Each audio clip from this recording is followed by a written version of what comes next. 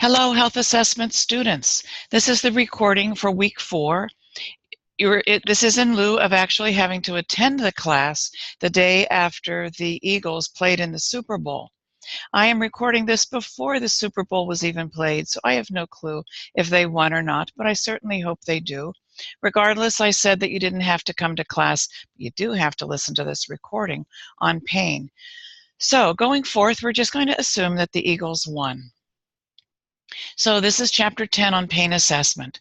And it's interesting that even last year, whenever we taught this chapter, there wasn't a definitive decision whether pain was a fifth vital sign or not, but it has since come out that the American Academy of Pain Assessment, or some such sort of academy, has decided with the American Medical Association that pain is not a fifth vital sign because it can't be measured objectively like we can measure temperature, pulse, respiration, and blood pressure, and the pulse ox. So pain is different, and it's always been difficult to assess pain, but we do our best with it. So here is a link. I'm looking at this very first opening page for your PowerPoint that can talk more about the AMA drops the pain as a vital sign decision. But looking at this picture of this sports player who is, we would think, in pain. Pain is defined as something, however a person expresses it. It is a subjective expression. We observe some objective characteristics of pain, but it is whatever the person says it is. So when we just look at this picture and not having the benefit of sound, he's grabbing a body part.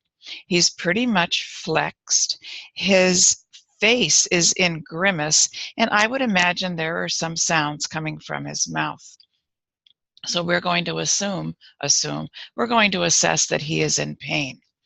The definition underneath this is highly complex and a very subjective experience that is coming from the central nervous system, and the spinal cord is part of the central nervous system and the peripheral nervous system. So it's basically something that the nerves are picking up on. Every part of our body has innervation, so we're going to be able to perceive pain from every part of our body. The degree of innervation, the kind of nerves, are very different in different parts of our body. So that's why a sharp pain may not be felt in certain parts, maybe like our eyeball, as opposed to a sharp pain felt in our shin if it gets kicked. So pain is a very hard to assess. Everybody has it. It's kind of like you know it when you have it. But as healthcare providers, as nurses, we're going to be treating patients with pain. So on we go with this PowerPoint lecture. So the nociceptors is just a fancy word for nerve endings that are going to detect painful sensations. Interestingly enough, there are nervous connections that assess pain, and they are different from those nerve endings that assess temperature and pressure. So we can't test for one and expect to be able to pick up another. We can't test for temperature. Can you feel that this is hot or cold?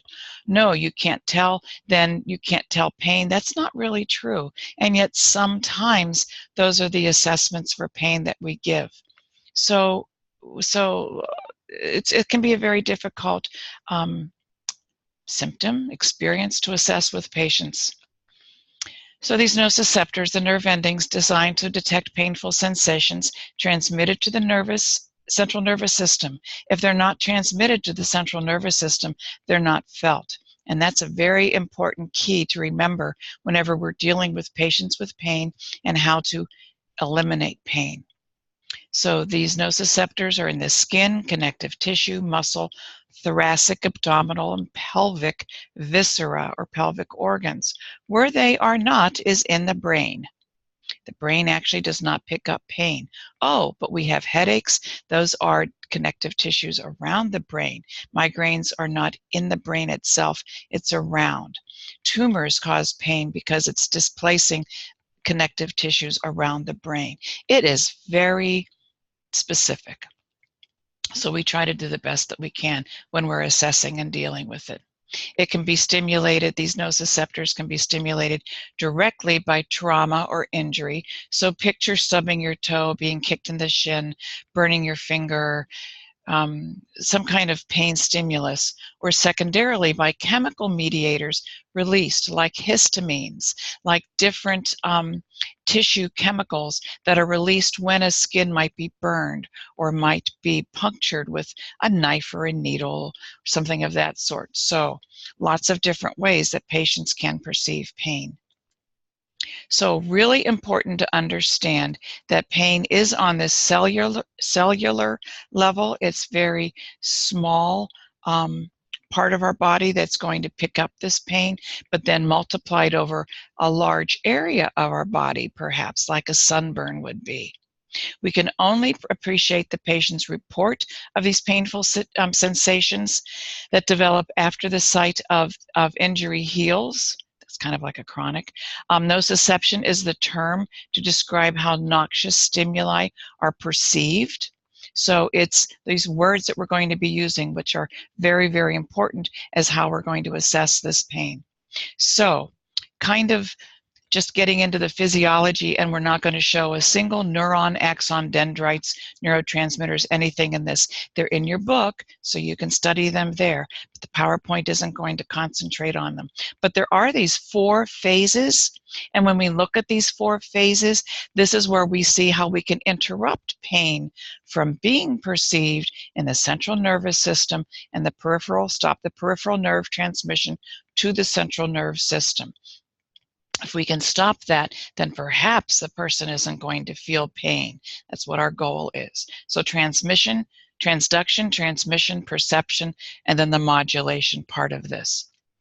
So initially this transduction, when the stimulus, this kick in the shin, this burn of the finger, this cut on the arm, whatever, all of that takes place in the periphery.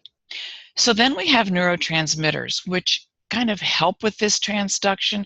A neurotransmitter is a chemical that's in our body, like acetylcholinesterase, GABA, endorphins, all these different neurotransmitters are going to help move this pain along as it goes. So some of our way that we can inhibit pain is to attack the neurotransmitter part of this. But we need these chemicals to move the pain sensation along. So we're hurt. The second phase is the transmission, where that impulse moves to the spinal cord and then to the brain, from the periphery to the spinal cord. So that's the transmission. We could maybe stop the pain moving in this transmission phase. And then we have the perception, where we are aware of it. Maybe kind of think of if you have a toothache, or if you're going to have dental work done and they put Novocaine into your mouth. So that is really stopping the transmission of it. So the stimulus is still happening to your tooth, but you're not picking it up. You're not perceiving it because the nerve has been numbed with the Novocaine, and the neurotransmitters aren't getting through that. So that's maybe a really good analogy to be thinking of as a dental. And I'm thinking that most of you have had some kind of Novocaine or some kind of a dental procedure, wisdom teeth, fillings, whatever, that you can relate to that. So this next line here, cortical structures such as the limbic system account for the emotional response to pain. This can maybe be controlled by the patient, maybe it can't be controlled by the patient, but the emotions of the pain sometimes reveal how intense this pain is. This is where the patient can really change his expression of the pain to being severe to being not so severe. That was a message that I got an email. We'll look at it later. So then lastly, this pain message is modulated through endorphins, through opioid-like substances that our body is going to produce to help us not feel the pain that much. And that is a really important part of our body, because we would have so much pain all the time. There's other ways that our body accommodates to pain. It ignores it. We can defer pain. We can be otherwise thinking about something else so that we block the transmission of the thoughts of the pain. Pain is kind of squirrely in our ways of assessing and how it can be perceived in the brain. So we're going to do the best we can. Anytime we're dealing with a patient in pain, we're doing the best that we can and thinking of all the different ways this pain is happening to their body, being perceived, and how we can relieve it. So we have afferent nerves, nerves that go from the spinal cord up to the brain, and then descending pathways from the brainstem to the spinal cord to produce this third set of neurotransmitters, this modulation that can slow down or impede the actual feeling of it and this analgesic effect. The endorphins are what a lot of us talk about for this modulation. So moving on, these different sources of pain. Visceral is one source. We're going to talk about other ones. But anytime you have the visceral, we say viscera. We're talking about organs. So in this instance on your PowerPoint, it talks about kidney, stomach, intestine, gallbladder, pancreas, lungs, heart, any kind of an organ that's going to cause or be the site of pain. So this pain can stem from direct injury to the organ, like a gunshot wound, or stretching of the organ from a tumor, and that's why brain cancer can hurt, because that tumor is growing and pressing on other pain receptor parts of the brain. Ischemia, lack of oxygen, that's really painful. You know, your limb has fallen asleep, you get the numbness, the tingling, but if those nerves were cut off from oxygen, you would get a real true ischemia, lack of oxygen, and then that extremity would have gangrene, would have gangrenous. Frostbite is something different. So ischemia is a real source of pain. Distension, and that's what's going to happen also from the tumor, or just a full bladder can cause pain. It doesn't have to be a tumor. A full intestines can cause pain. And then, so the distension or the contraction, when a bladder spasms, when a muscle spasms, although the muscle isn't an organ, you can have a contraction of this. When the uterus contracts, that's going to cause pain. So again, this example is ureteral colic, and that's the ureters from the kidney. Acute appendicitis, that little piece sticking off of your colon. Ulcer pain, ulcers in the stomach that's referring to, and cholecystitis would be a stone in the gallbladder. So these are organs that are having pain, this visceral pain, gut pain. So pain impulse transmitted by ascending nerve fibers, like I said before, along with the autonomic nervous system. So the autonomic, so we have the somatic nervous system, voluntary, we have the autonomic nervous system. We're not supposed to be able to intervene with the autonomic nervous system. And this is when we start sweating, we start throwing up, we get nauseous, and that is a very common response to pain. But again, if we don't perceive it, that doesn't happen. So again, pain is a very difficult thing to work with and to assess. The next slide is more sources of pain, and that is the deep somatic. So we have the organ pain, the visceral pain, and this is pain from blood vessels. And hard to think that a blood vessel would feel pain, but your aorta is going to feel pain. It's a blood vessel. Our joints, our tendons, bones, and muscles, the musculoskeletal sort of deep somatic pain. Pain from pressure, trauma, or ischemia. So if you have had your foot in the wrong position and you get that pressure off of it and you move that foot, that can be painful. You can have pain from trauma, from a car accident, from falling down a cliff, from a load of bricks falling on you, any kind of trauma that you could think of. And then again, that ischemia that can happen to an organ or to other parts of your body.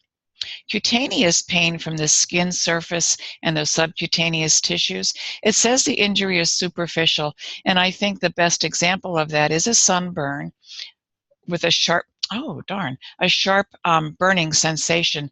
So a sunburn, a scrape, you're running and you fall and you scrape your knee, and that's very painful because our skin has so many nerve endings on it that it's not diffuse at all.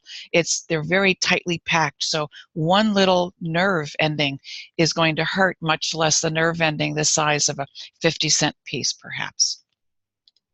This linking the pain to to a mental disorder or a mental state, not even a disorder. It can just be a mental state like anxiety. The psychogenic pain, we think, oh, they're just anxious. They're not really in pain. Pain is subjective. It's whatever the patient says it is. So yes, it is real. And if we can get the psyche calmed down, a lot of times this pain can be managed because the person isn't so overwhelmed with stimulus. So we cannot ignore this psychogenic pain. The next part, the clinician's lack of awareness and understanding of neuropathic pain. Neuropathic pain is when nerve endings that were once stimulated for pain, like low back pain, arthritis, things of that sort, have once been stimulated and are continuing to be stimulated. So that's a real problem whenever we have, I'm trying to get this sound down, although maybe I'm messing it up for you folks. I'll leave it where it is. Neuropathic pain is actually different from psychogenic pain. We might treat it the same, but it really has a different source. Now, pain that is felt at a particular site that originates from another location is referred pain. This is explained by that site being innervated by the same nerve, and because we have such sometimes poor representation of pain in our body, we feel it at a better represented spot. So getting back to this appendicitis, not a lot of nerves on the appendix, but we're going to feel it somewhere more in the middle of the abdomen, or even in the hip or in the leg, because that's where some of this pressure or the nerves are being stimulated. So referred pain sometimes isn't at the site that's causing the pain at all. If an abdomen is distended by laparoscopic procedure, by abdominal surgery, and it fills up with gas, with air, a lot of times the pain that is felt is not in the abdomen, but right at the shoulder. So if a person can move and walk, and if we were once again for extremity, we were moving by arms and legs, like a dog, we would move that arm and that pain would go away. So referred pain. Pain occurring not at the site where we're feeling it, but someplace different. So we as clinicians, as nurses and doctors, have to realize it's not the shoulder that's causing the pain, it's another part of the body that's causing that pain. So referred pain can sometimes be very difficult to treat. Another kind of pain is radiation pain, where you're hurting in one spot, but it radiates to a larger area. Let's again use that appendicitis, and maybe it's the whole abdomen that's really feeling pain now. It was referred there, but now it's radiating to much more than just one other spot. Or you skin your knee and it's the whole leg that hurts, although it's just the knee that's being hurt. So we have referred pain, we have radiating pain. It all is going to go from periphery, not all, periphery to central nervous system, spinal cord, up to the brain and be perceived. So those are always going to be how the pain impulse is going to get taken to that part of our brain sensors, pain sensors in our brain. So we have those types of pain, and now we have categories, and lots of different words are being used. But a category is really talking about this duration and the immediacy of this pain. So we have acute pain, we have chronic pain. Acute is short term, and we think it's self-limiting, that when what's causing the pain is gone, then the pain's going to be gone. So it's short term. We have an incision in our abdomen, in our knee, somewhere, and that's what's causing our pain. It happened as soon as that skin was cut. It's going to go away as soon as it was healed, but it's going to have, excuse me, pain transmission, and it's going to have descriptive words that we can use to tell the healthcare professional what kind of pain that we're having. It usually will go away once it's healed. We don't have chronic pain on an incision like we might on a back injury or something of that sort, or with arthritis. So pain, short-term, self-limiting, usually is over in 6 weeks or so. Once that's healed, you shouldn't have any pain anymore. So these examples are surgery, trauma, when that load of bricks falls on you, when you're in that car accident and you're all healed up from it, the pain should go away. And then kidney stones is a really classic kind of descriptor of acute pain. We take the stone out, the stone is passed, it's gone one way or the other, and we don't have kidney stone pain anymore because the stone's not there. Acute pain serves a self-protective purpose and warns us of a problem. If we didn't have acute pain and you put your hand on, like the classic example, on a hot stove, on a match, on a whatever, you put your hand on the muffler of the car that's just been turned off, it's going to be hot. You're going to take your hand off. So that's what that acute pain is, very self-protective. If we have acute pain from running a whole lot, we're not going to run quite so much. We're going to be more self-protective and either get in better shape, not run as often, condition ourselves until we get into that painful situation again.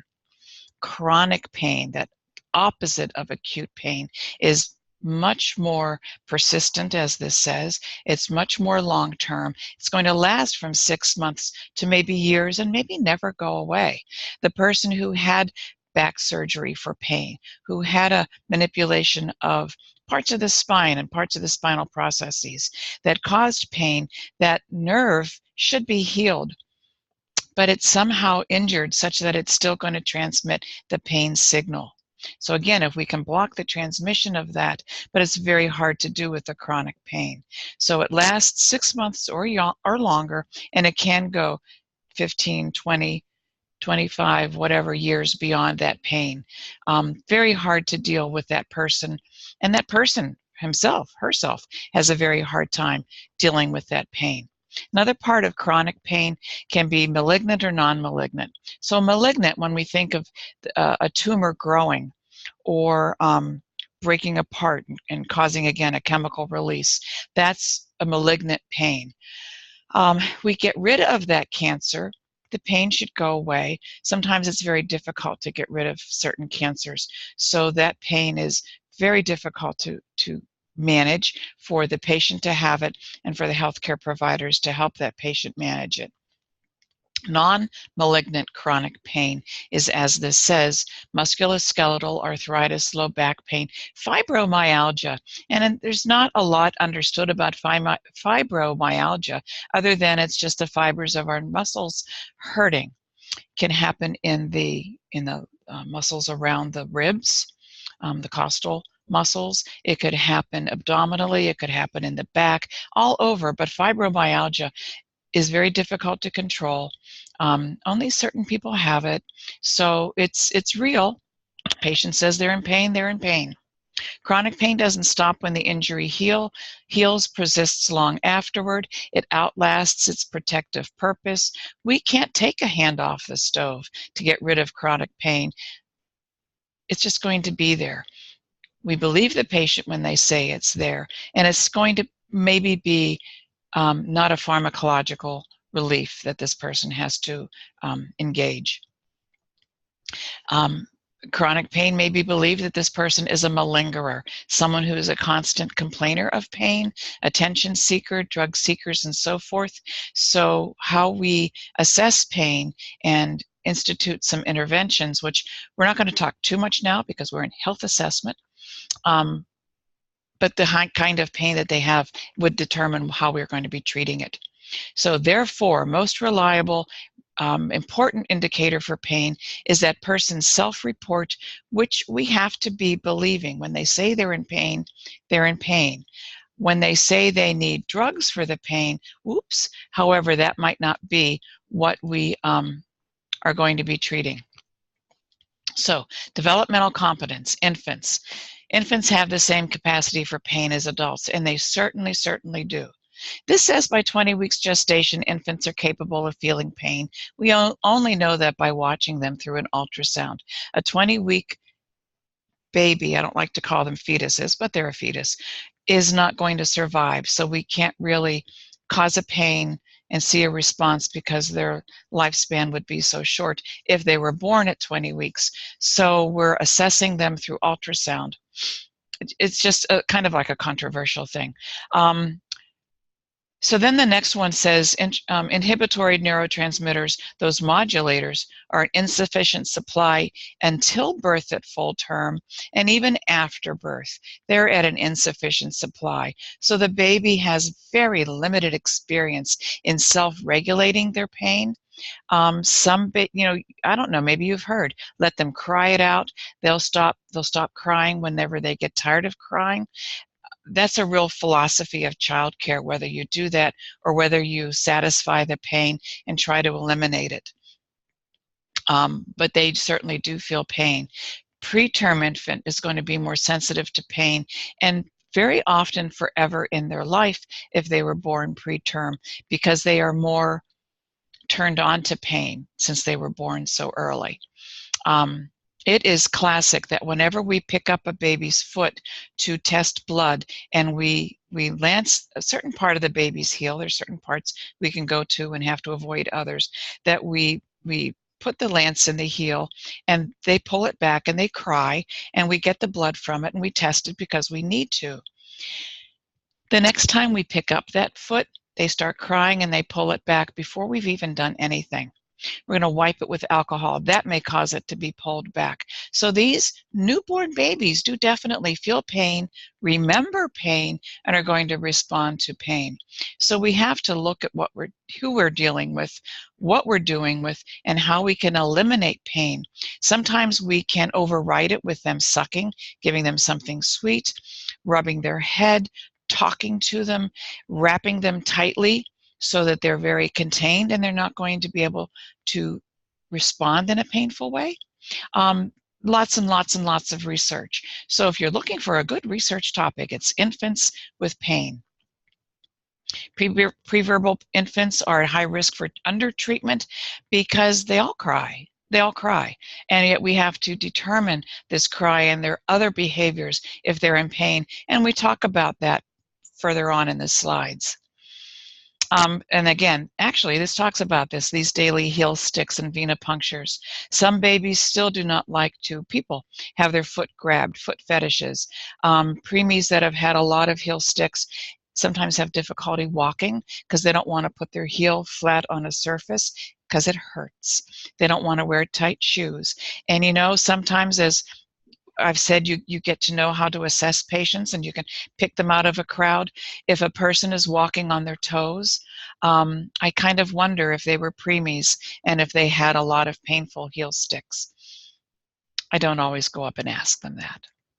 So just as infants can perceive pain, so can an adult, and just because they're older does not mean that they're less sensitive to this pain or that they have to be believed any less. They're going to feel pain, they feel it just like a younger person, and their expression, though, of it may be different. But know that if a person is hurt, if they're in a car accident, if they have a load of bricks dropped on them, if they have a skin incision, they're going to feel it the same way a 20-year-old would feel it. So, although pain is a common experience among people 65 or older, it does not necessarily mean that they're just complaining about it. It is caused by a pathology or an injury.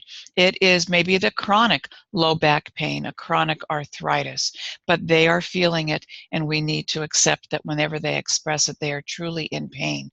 Some people may have a different expression of it, though. So some older adults do have fears about becoming dependent on drugs, but also dependent on others taking care of them.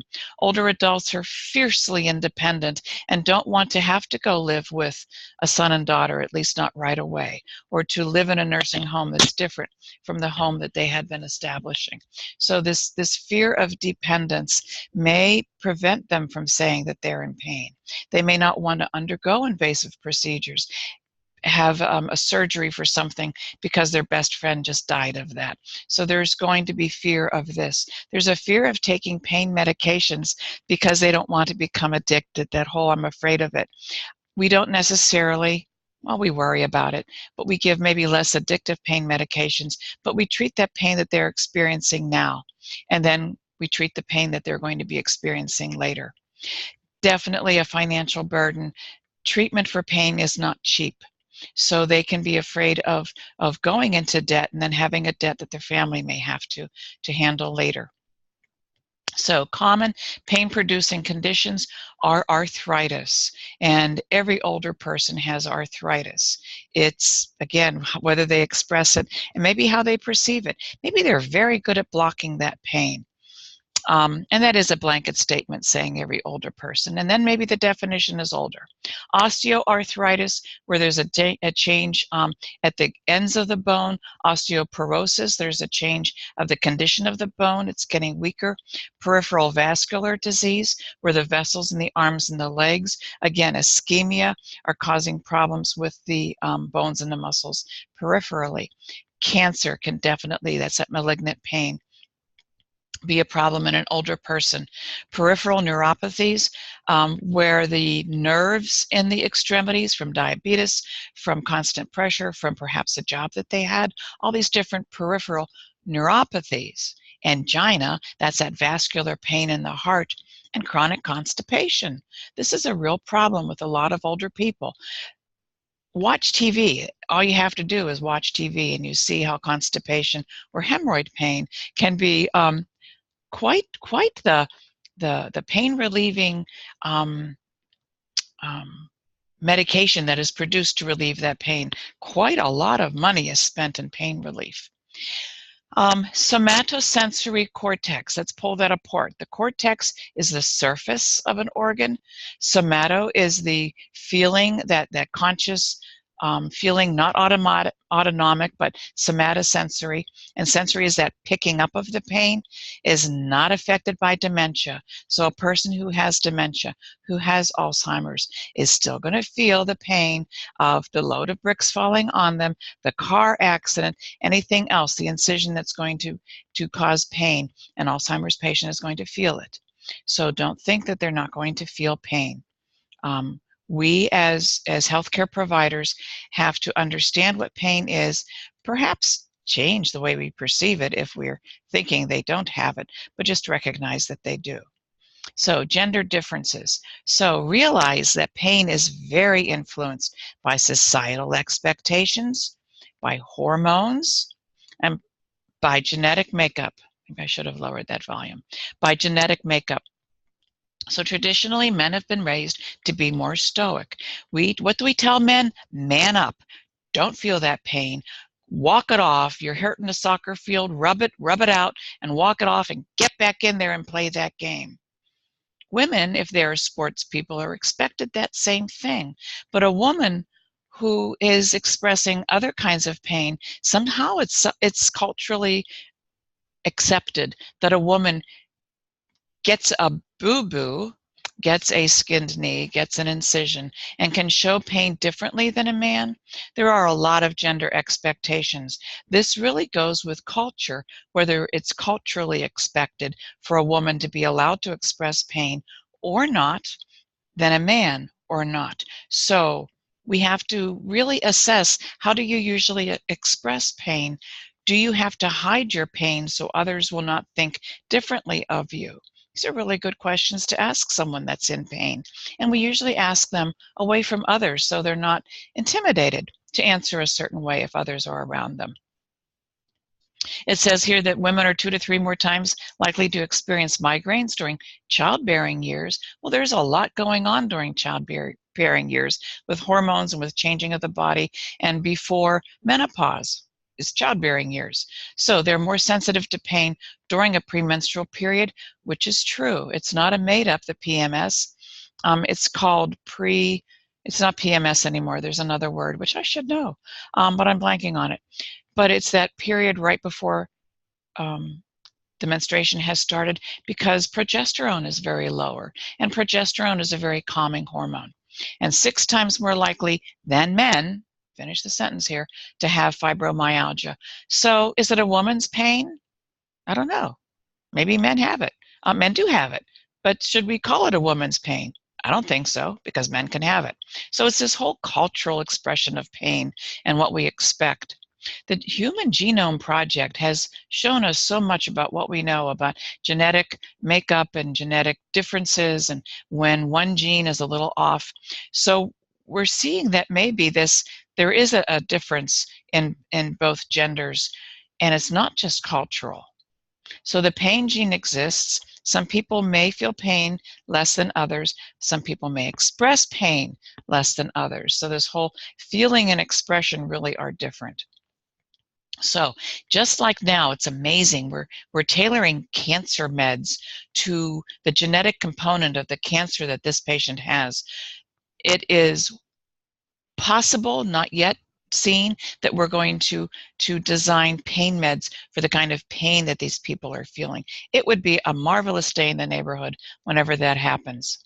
So again, cultural differences in pain, and cultural, in this case, we're talking about racial. We should not be discriminating on any kind of treatment for people. It does not matter what their gender is, what their age is, what their skin color is, what their country of origin is, for how we treat patients. It is not that different that use the example of a black person from a white person, that a black person has less pain, different pain, treated differently than a white person. We have to treat the person as they say the pain is. And these studies that say, we have to believe them, I mean, they're true. These studies that say that we undertreat certain types of people is appalling. We need to change how we treat people, and we cannot discriminate. I will say the only kind of discrimination we can have is on a test question. And when we talk about testing, I'll explain that further. So that's it about pain. So now we're talking about when we're assessing this pain, assessing chronic, acute, visceral, somatic, skin, these different kinds of pain. So it's defined as unpleasant sensory or emotional experience. Emotional experience. People who are hurt emotionally are in pain. Listen to your friends when they say, he or she just broke up with me, I'm hurting so badly. It might as well have been that they had a punch in the stomach or they tripped over something, because that is a pain. So that psychogenic pain is real. We're going to treat it, maybe with chemicals, maybe with pain meds, maybe with antidepressants, or maybe with other non-pharmacologic treatments. This is where we have to get really savvy in how we're treating pain. It's associated with actual or potential tissue damage. They had a burn.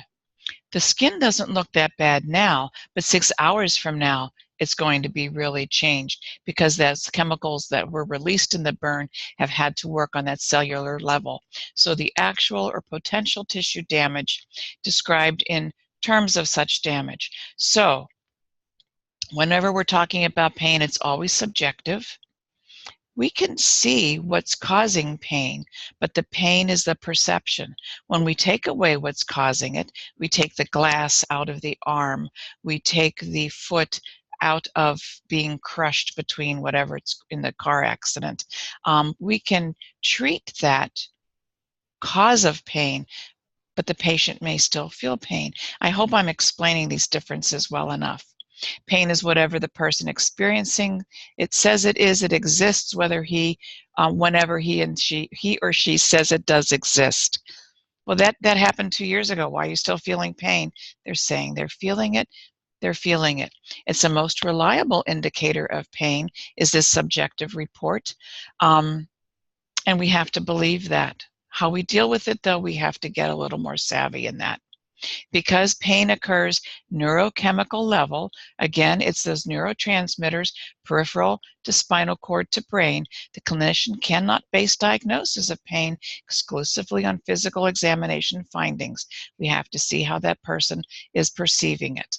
So once you get that, I think we're all going to be a little more humane about how we treat pain. So lots and lots of questions. I want to say that in your HESI book on page 65, that HESI book that you just got, which is so marvelous, there is a section on pain. They do call it the fifth vital sign because, again, it's just recently when we decided it wasn't a vital sign. I'm going to take a sip of coffee here. So whenever you read that, just say, oh, this was before the decision. So it talks about, again, the expression of this, the theory of pain, which we're going to get ever so slightly into, the gate control theory, endorphins and such. But when you turn the page to 66 and you see nursing assessment, health assessment, this is what we're learning and how we're assessing pain. Excuse me. It talks about the PQRSTU, which is kind of like what these questions on the slide number 14 are getting at. So read your book, read your HESI book, study, talk to people, think about it, maybe go on some YouTubes. I think you'll get a really good understanding of pain, but maybe don't just stick to the PowerPoint or just to the book, really involve everything. So what were questions that we're asking? Since it's whatever the patient says it is, we have to see what they're saying. Where is your pain? Is it in your gut somewhere? Is it on your foot? Is it the ulcer that you have on your ankle? Where is it? Is it kind of somewhere in your abdomen? Can you point to it? Is it radiating? Is it like I'm feeling the pain here, but I don't know why, because my shoulder, I didn't hurt my shoulder. So where is your pain? When did it start? Did it start really 2 years ago and we're dealing with chronic pain? Did it start right after that car accident? Did it start after you laid on the beach for 6 hours without sunblock? What does your pain feel like? And we're using these words better than our pain scales of 0 to 10, because we would tend to treat on the pain scale, whereas using these words, we want it to go away. We don't want it necessarily just to be lesser. I hope I'm describing that. But at any rate, we're using what does your pain feel like? Burning, stabbing, aching. All of these, you can imagine, are really different sensations that the person is able to perceive. We block these sensations, they're not going to perceive it. But that damage may still be happening. So we have to really remove the damage. We have to look at that incision that opened up, the ulcer on the foot, the ulcer in the stomach, things of that sort. Throbbing, fire-like, squeezing, cramping, sharp, itching, tingling, shooting, crushing, sharp, dull, and there's probably more words than that. How much pain do you have now? A lot, slight, moderate, pain scale, all these different kinds of ways to measure it, but we're trying to move away from that, or at least to make our treatment away from that. What makes your pain better or worse? So, getting up and walking, going to sleep, taking Tylenol, taking Percocet, shooting up something, drinking, talking to my girlfriend, boyfriend. What makes that pain go away? It's not always pharmacologic. How does your pain limit your functions and activities? And that's a really important nursing assessment. Can you complete your ADLs, activities of daily living?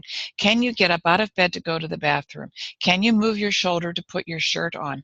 Can you bend over and put your shoes on? Or is that arthritis pain in your back really keeping you from being mobile because you can't walk without your shoes? So, how does this limit your activities? How do you usually behave when you're in pain? Some people curl up in a ball and don't want to be bothered. Some scream when they're in pain. Some seek pain relief measures. Some go for a walk. So how do you behave, and are you behaving that way now? What does this pain mean to you, this you? What do you think, why do you think you're having this pain? Is it cancer? Is it, I'm going to die like Uncle Joe did whenever he felt this pain? Is it, I'm not healed yet? Is it, I'm not over the breakup yet? All of this kind of stuff. What does this pain mean to you? Since it's a perception, we have to assess how they're perceiving. So these various tools, and again, they may change in your nursing career. We may not even be using the 0 to 10 a year from now. So all of this is very fluid. So they have been developed, for Pete's sakes, to capture this one-dimensional aspect or multidimensional components. So it can affect the physical, affective, how we're perceiving it, and then the functional domains. So pain assessment based on purpose, teach the patients how to use that pain, and then can they see it?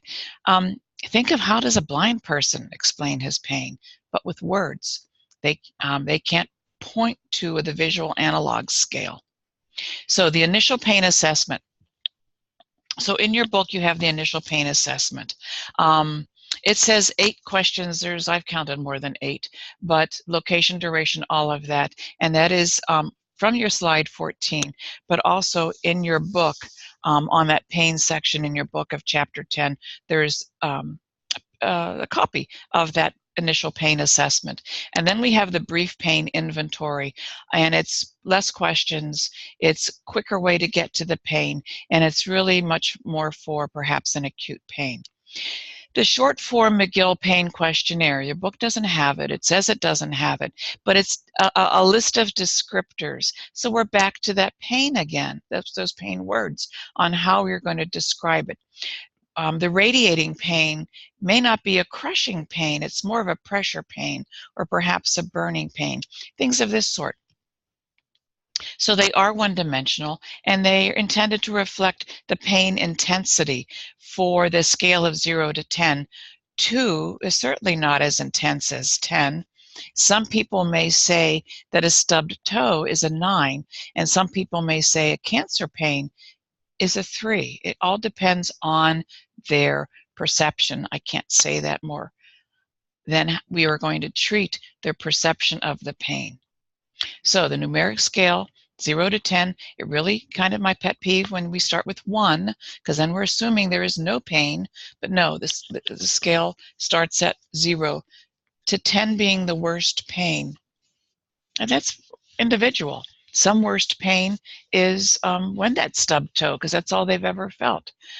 Childbirth might be the worst pain. For men, passing a kidney stone is supposed to be the worst pain that's ever felt. Verbal descriptor scale, again, using words rather. Visual analog is this, line or a shaded area that you point to a spot on this pain scale. Someone came up with that. And then the descriptor, which older adults may like to use because other words, other numbers have more meaning, and they don't want to use that meaning. So rate pain. Children, though, however, don't know words, and they may not know their number chart.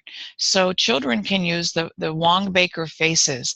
Now, your book does not have the Wong-Baker faces, but has different faces, which I think are kind of scary looking. So I'm glad that Wong-Baker, who is a pediatrician, that they're the authors of a PEDS textbook, are much better, and a child could point to say how much pain he feels or how many ouchies he feels. There's lots of ways to get to pain in a child, and we'll talk about that in a couple slides, or maybe right now. Preverbal infants can't tell us pain, so we have to be able to look at their behavior to see how they're expressing their pain and maybe even where that pain is coming from. Children 2 years of age and older can report pain and point to its location, and we have to believe them. Whenever they're limping, whenever they're hurting, whenever you put their pants on or put a shoe on, we have to be really paying attention to that. And again, intensity it hurts. It hurts. Maybe the faces can get to a better intensity of that. And then asking parent and caregiver, because we don't want to use a word that the child is not used to using when we're trying to assess their pain. So this next slide is their flack, faces, legs, activity, cry, and consolability. Can we help that child with wrapping them tightly, with feeding them, with playing music, to rocking them, to stroking their head, to things of this sort? So how well can they be consoled? And then the next screen for newborns, and a baby is a newborn up to 28 days, and maybe newborns could even use this. We could use this on a 3-month-old, but it's crying. Do they require oxygen for saturation? So we would be measuring that pulse ox. Do they have increased vital signs? Are their respirations up? Is their heart rate up? What's their expression? And are they not sleeping because of the pain? So when you look at this picture, and you compare this to the athlete on the first slide, you can see a lot of similarities. This baby's arms are flexed. Probably if we could see the legs are flexed. The face almost looks the same with that mouth open. And we can just imagine that this baby is crying. So babies do feel pain. We have to observe them and believe whenever we see that they're in pain. So objective data preparation, we can do a physical examination to help consider or understand the nature of this pain and see if maybe something is causing this pain. Again, the knife in the back, the glass in the arm, the foot that's dislocated because they were in a car accident, the burn that they're experiencing, the lump in their abdomen that they said just appeared and is really painful. So we have to think acute or chronic. Again, acute, sharp onset, self-limiting, usually not much more than 6 weeks, maybe go to a couple months, but chronic is definitely 6 months and longer, just and longer, to however long this person is going to report it. Both findings may not always support the patient's pain complaints, especially for chronic. They may minimize it, they may accentuate it. Pain should not be discounted when objective physical evidence is not found. I don't know why this person's feeling pain. There's nothing in their back that would cause pain. But they had surgery 3 years ago and it's still hurting. So based on the patient's pain report, make every effort to reduce or eliminate it. Maybe pharmacologic, maybe analgesic pain meds, but maybe non-pharmacologic, like yoga, like acupuncture, like walks, like heat application, like distraction, listening to music, things of that sort. Maybe gate control theory, where you're rubbing that spot of the pain and it's closing the large fibers, small fibers for pain blocking. And again, if we can block the perception of pain, we can hopefully help them not feel it. So in cases of acute pain is uncertain, establishing a diagnosis is a priority. Symptomatic treatment should be given while investigation is proceeding. So they come in with a broken leg. We still have to take an x-ray. We can see the leg is broken. They've just been in a car accident. We're assuming that leg is kind of going to be hurt because they were in the car accident. We treat them. We treat them before that x-ray is taken, before that cast is put on. We don't make them be in pain before we figure it out. And then again, we've got the contradiction of that.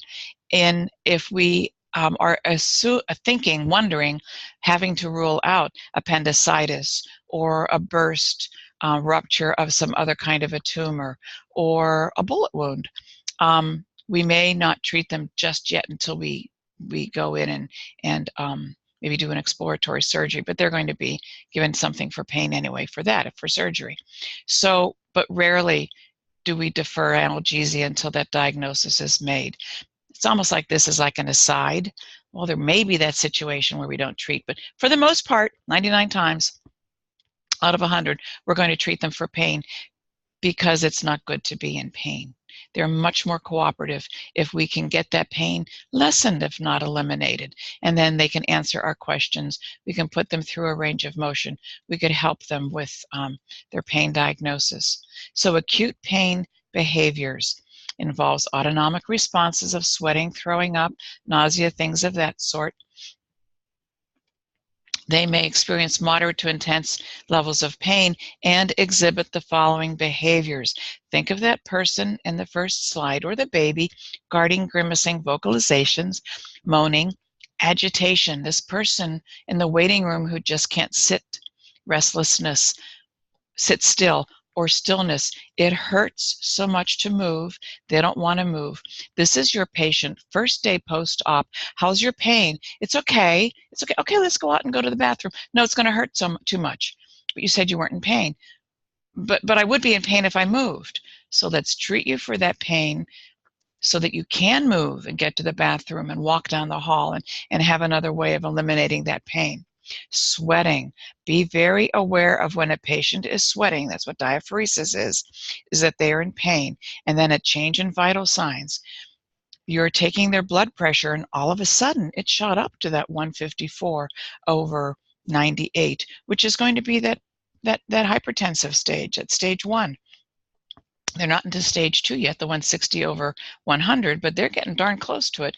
And an hour before, they were down into the 122 over what? Over 82, because that pain hadn't been existing for that long yet. List of behaviors is not exhausted. You're asking the person how they describe their pain. Chronic pain, they've lived with the pain for months. They could adapt to it, but they still feel it. So we're not going to see that same flexing, grimace, mouth open, grabbing the body part. This may be the person who is still, the person who maybe grimaces or stops talking as they stand up because it hurts to stand up. Lots and lots of variability than an acute pain behavior. Patients with chronic pain typically try to give little indication, and they're therefore higher risk for underdetection. Well, Mr. Smith in room 102 doesn't look like he's in pain. He's still walking, maybe a little slower than last month, but he's still walking. Ask him for something for pain, or maybe give him a warmth treatment, a heat treatment, or have him walk a little more often, or do range of motion in bed before he gets up, things of this sort.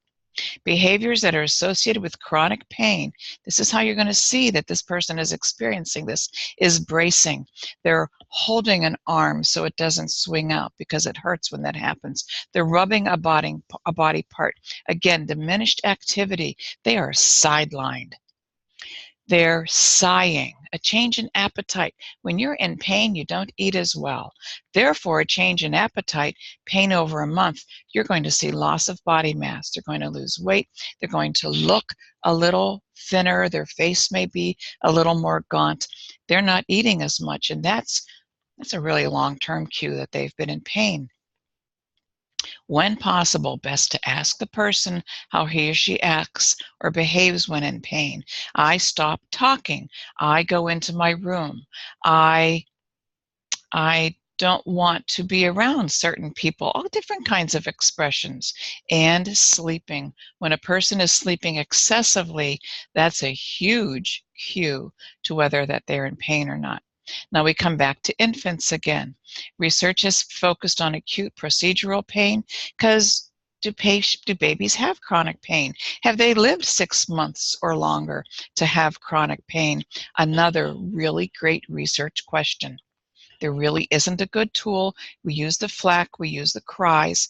Cries are mentioned down here. So we're going to observe that infant and their behavior around certain procedures, when we move them, when we touch certain parts of their body, when we put shoes on them, things of this sort that may be eliciting pain. So the aging adult, pain is never a normal part of aging. It's simply prevalent. Most adults are going to have arthritis. Most adults may have some kind of chronic condition from years before, but it's not normal. So we're going to want to treat, help them, give them some pain relief. It's not nice to live with pain for the rest of your life. So when they have osteoarthritis, again, peripheral vascular disease, cancer, kind of these things that we looked at in the earlier slide, angina, chronic constipation, be alert and anticipate a pain problem. Older adults may deny having pain for lots and lots of reasons. If we say, I can imagine you're in pain, it's okay to tell me, maybe we can do something about it. One of the best ways to get rid of arthritic pain is to go swimming. And when you think about that, there's no more gravity on those joints. They're swimming, they're buoyant, they have a kind of a situation of weightlessness. It's easier to move an extremity through water, even with that water resistance. It's being supported with flotation. They can move an arm and a leg in water. So water therapy is one of the best ways to help get rid of some of this arthritic pain. They're going to have fears. I'm back up into the slide again. For fear of taking painkillers or becoming a drug addict. That is a fear. We have to acknowledge it, and we can't minimize that. And it could happen. During an interview, establish empathetic, think of that Brene Brown, with the fox and the bear down in the hole, empathy and caring rapport to establish trust. That patient doesn't trust you, they're not going to tell you what's going on. And this very last slide, when we look for behavioral cues, look for changes in functional status. Have they stopped walking down the hall? Have they stopped dancing when a certain song came on? I'm kind of thinking of the person in a nursing home or an older person that you're living with. Do they How are they having accidents with their bowel and bladder because it hurts to go to the bathroom, or they can't get up in time because it hurts to move and they have more accidents? Is there slowness and rigidity, and fatigue may occur because it's an expense. Pain is expensive for a person to have to deal with. Look for onset and acute confusion, which may indicate poorly controlled pain. We have pretty much really well documented when a person has urinary pain, and this is a dementia patient as well. Urinary pain from a urinary infection. Infections are painful. They're going to be more confused. They're going to be more out of it. They're going to be more combative even. So look for these changes. And a person who has dementia, who has arthritis, can get somatic pain. They can have a kidney stone. They can have a tumor that pops up in their abdomen. So we have to be constantly assessing. And when we're assessing, we're noticing changes. And when we see these changes, we want to help medicate, do something that's going to eliminate that pain. Again, we have referred pain, we have radiating pain, we have chronic pain, superficial skin pain, we have acute pain, all these different ways that pain is going to be expressed. Read your book, read your HESI book, look at these PowerPoints again. This is not going to be on the first test. This is going to be tested on the second test. So I'm going to be, because this is before the Eagles game, go Eagles. I hope you won, and just be safe whenever you're listening to this lecture after the Eagles have had their game. Alrighty, I'm going to be stopping it.